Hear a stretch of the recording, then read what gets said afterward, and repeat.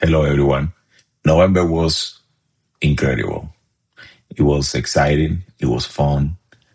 Now, at the beginning of the month, at the end of October, the market, how you can see here, started going down. First, we had the testing of the moving average in the dip, and then we have a second testing that it went deeper. If you follow social media, you will think that the world was ending. This month, I decided to shut down that social media. I decided to shut down the noise. And let me tell you, it was a really good month for me. I want to show you, this is a subset of my trades, and we're going to talk about that today. But now, something that I realized, it was time to stop the breakout strategies. I realized at the end of October that all the breakouts, they were rejected. And you can see an example here between the end of October and the beginning of November. All the breakouts, they were getting rejected. So something that I had to do was change my mindset. I stopped using those breakouts, trading the breakouts, and I concentrated 100% on squeezes. And that changed the game for me. Now, even in a squeeze, if I wait for the breakout from the squeeze area, the same thing was happening. So I did some modification in the strategy, and I started trading the squeeze while the squeeze was happening. But the key point there was to find out exactly inside of the squeeze when momentum started to pick up so I could place and open my position. So, for example, if I wait for the breakout, it will be rejected. And then after that, it was going down. The goal here was instead of going to this breakout that they were working for weeks, made the maximum of the strategy. I changed it to get in before the breakout when I had some kind of confirmation. That was the key for the strategy change. I need to know exactly inside of the squeeze when momentum was coming to the game. And then I was buying. I was putting attention to the sentiment of the candle, to tell you the truth. And then I was buying before and selling in the reaction. Another example could be this one. I was buying. In this one, I didn't have option. I had to buy after the gap. And as soon as I saw this formation, I didn't even waited for this candle to finish forming. I just took my profits. NDV was another option.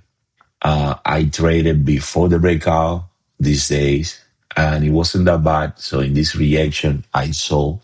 So the changes in the strategy, besides buying and opening the position before the breakout, was also to get smaller profits. I was kind of getting in and out in a faster manner. This is an example. Another one that was rejected, but in this one, you can make the case that it was rejected because it was testing the all-time high. That could be valid also. But the strategy was the same. If I wait for the breakout, it will be too little move, and maybe I will be breaking even. If I enter before, well, I could make a small profit.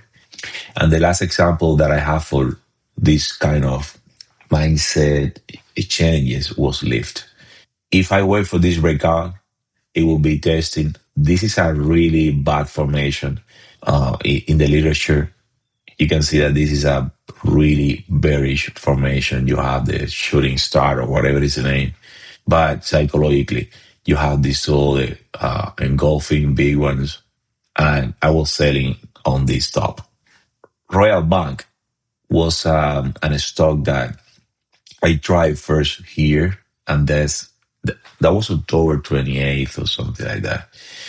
And that was when I started realizing that the situation was different. The conditions for the market was different. It was rejected here. And then I tried in this candle also, and it was bearish. It was rejected. So I waited for this candle to completely form.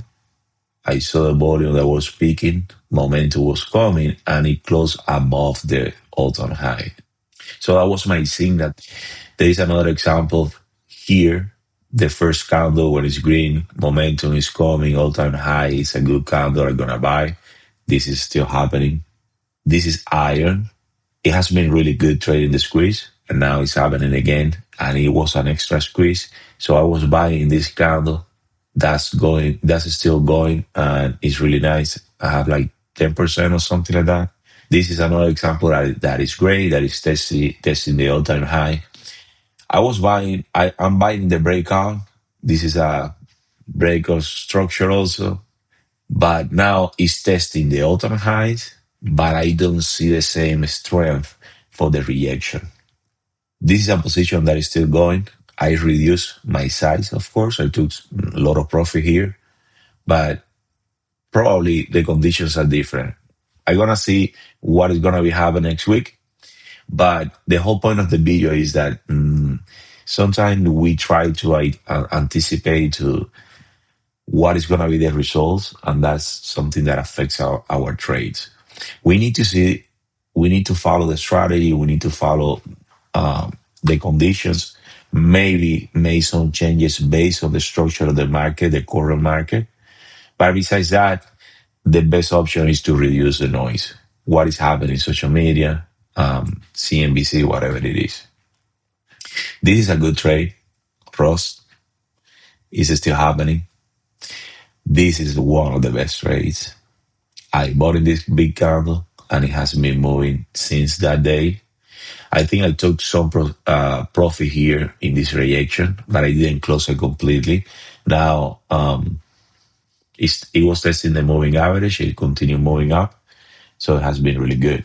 Another stock that trading a squeeze has been really nice. I traded previously here. At that moment, I was waiting for the breakout confirmation. So I traded from this big candle all the way up. But this time I bought it as soon as I saw the momentum coming, the green bar, and it was a breakout from the super squeeze. I can go on and on explaining, but this is what is happening right now. This is what I have open.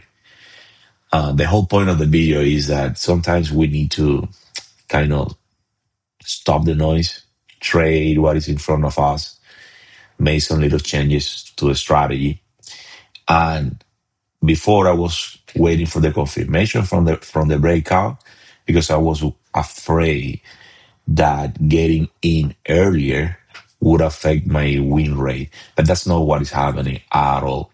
And even if it's small, I'm gonna find out after I do the analysis at the end of the month. But even if that's true, getting in some of these positions super early, it has been the return has been really high. So instead of going 1 to 3 risk reward, I'm getting more than that. So I have this is a trade off in the win rate, but I'm making more in the trade. So this is what I have. I'm gonna flash. Let me move another chart. Gap. Something that I realized after this. I already show Ross, Victoria's Secret, Gap, American Eagle. Retail is really good.